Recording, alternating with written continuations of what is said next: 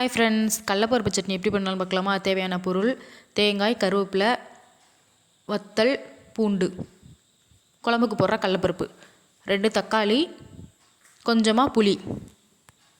ஒரு கடாயில் எண்ணெய் சேர்த்துக்கலாம். எண்ணெய் நல்லா சூடானதும் கடலப்பருப்பை சேர்த்து நல்லா பொன்னிறமாகிற வரைக்கும் வறுத்து எடுத்துக்கலாம். நல்லா இந்த மாதிரி பொன்னிறமாகிற வரைக்கும் வறுத்து எடுத்துட்டு வத்தலை சேர்த்துக்கலாம். வத்தலை சேர்த்து நல்லா வறுத்துட்டு கருவேப்பிலையை சேர்த்துக்கலாம். 4 வெள்ளைப்பூடு பொடியாக கட் பண்ணி சேர்த்துட்டு நல்லா வறுத்து எடுத்துக்கலாம். கொஞ்சமாக தேங்காயை கட் பண்ணி சேர்த்து லேசாக கலர் சேஞ்ச் ஆகிற அளவுக்கு வறுத்து எடுத்துக்கலாம். தக்காளியை சேர்த்து வறுத்து எடுத்துக்கலாம். தக்காளி தேவையான அளவு உப்பு சேர்த்துக்கலாம். சேர்த்துட்டு நல்லா தக்காளியோட ராஸ்மல் போகிற வரைக்கும் வறுத்து எடுத்துக்கலாம். சேர்த்துட்டு நல்லா ஆறவும் மிக்ஸி ஜாரில் நம்ம அரைச்சி எடுத்துக்கலாம். ஒரு கடாயில் எண்ணெய் சேர்த்துக்கலாம். நான் நல்லெண்ணெய் சேர்த்துருக்கேன். எண்ணெய் நல்லா சூடானதும் கடுகு சேர்த்து தாளித்து சட்னியில் ஊற்றினா நமக்கு டேஸ்ட்டான கடலப்பருப்பு சட்னி தயார்.